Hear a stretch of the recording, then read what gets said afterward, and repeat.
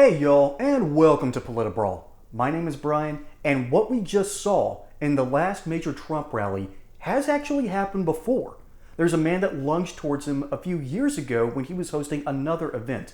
And what you specifically need to know here is the way Trump reacted in both scenarios.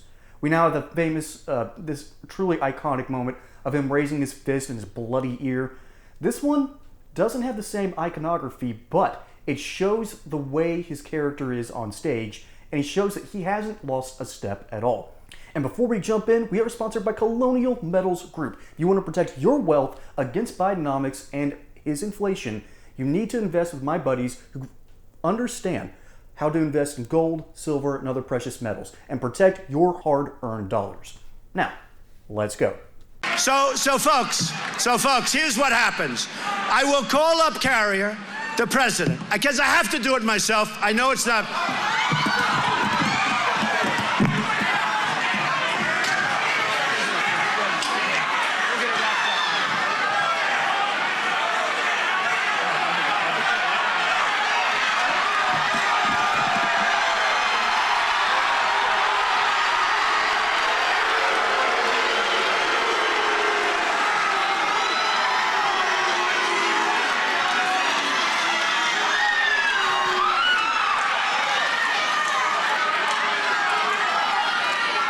Thank you for the warning. I was ready for him, but it's much easier if the cops do it. Don't we agree? Huh? What a great job. What a great job. And to think I had such an easy life. What do I need this for, right? What do I need? You know why I need it? Because I've done great. I love this country. Now give him a 100% possibility of winning this election. Because the shot heard round the world. It's funny in America. We've had two shots heard round the world now. First one began our revolution, and I think the second one is beginning another. A people realizing that rhetoric has consequences. We have seen time and time again of mainstream media just lying to people, telling them that the truth is not what you think it is. Are you going to believe me or your lying eyes? We saw this about 3 weeks ago for the first time, when the media, who has been running point for Joe Biden, had to turn against him because of his terrible debate performance. And that was one of the worst things I've seen in politics. And I've now seen two of the worst events of my young life. Well, four. Let's see, not Challenger, Columbia, and 9/11. Although I barely remember 9/11. I was in school at the time. So I didn't hear about it really until later that evening.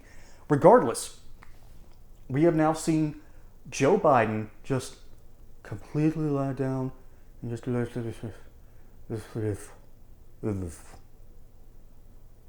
ice cream. We saw that debate performance, and the average American looked at that and went, who is this guy? And why has the mainstream media been propping him up? Why are they doing this? Y'all, times are rough.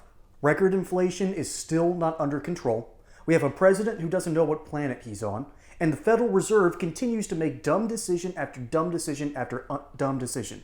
You can gamble on Wall Street all you want, but if you want to diversify and protect your wealth, you need to look into my friends over at Colonial Metals Group. These amazing experts understand how to keep your wealth safe and protected from the volatility of our current market. And there's even a great deal for first-time accounts. Free gold and silver-backed IRA accounts, insurance on whatever precious metals you happen to buy for 5 years, up to $7,500 worth of silver, and a nice safe for you to keep all this good stuff in. So go take a look at their website, link in the description below, or call the phone number below so you can talk personally to Paul Stone, CEO, and his amazing team of experts to protect your wealth today.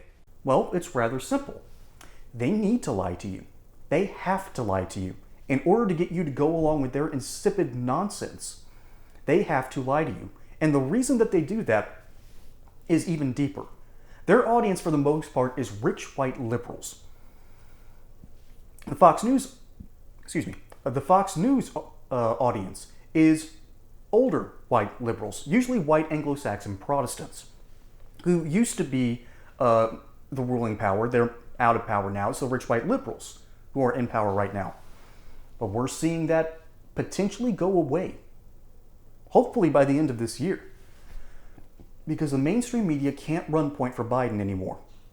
And so we just saw a clip of someone trying to rush Donald Trump. Well, the rhetoric kept on getting worse from the mainstream media. Now we have an iconic image of a bloody ear and an angry raised fist, standing defiant against a person that was trying to assassinate him. This dude, I'm not even sure what plan he had. Rushed the stage at an event? Brilliant. Ugh. But there's something weird about this clip compared to the other one. Granted, in both cases, the Secret Service did its job, at least when it came to directly protecting Donald Trump.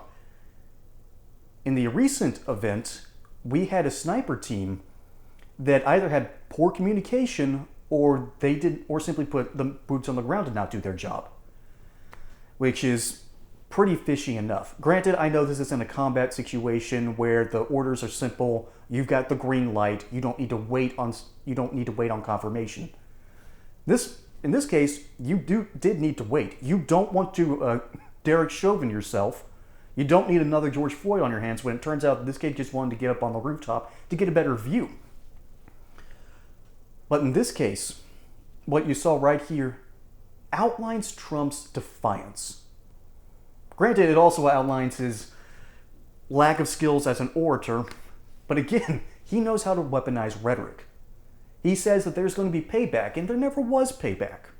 And that's a good thing. You don't have to purge your political enemies in a country like the United States, in a democracy, in a constitutional republic. You don't do this. Except that it's happening.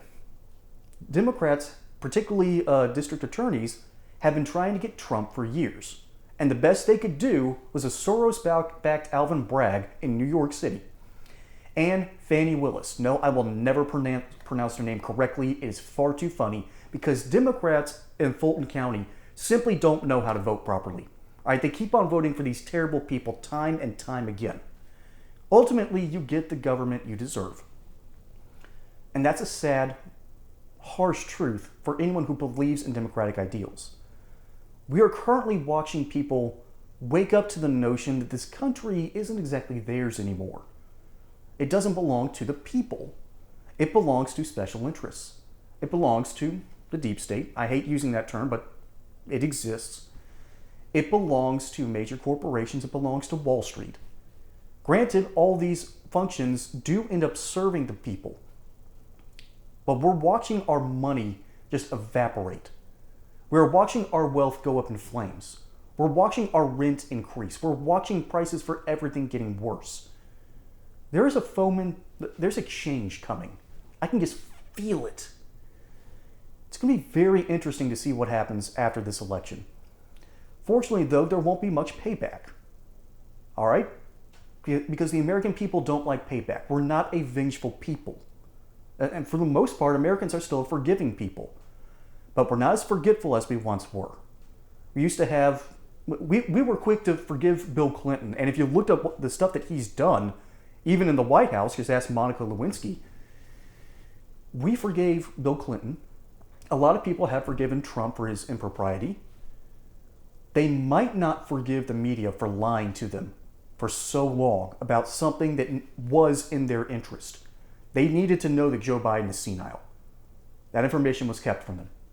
And ultimately, what you saw here is another example of Trump's defiance and his guts. This man is willing to stand up under pressure, and he's willing to stand there as someone is trying to tackle him on stage, and he popped up seconds after the shots were done with a bloody ear, raising his fist in defiance.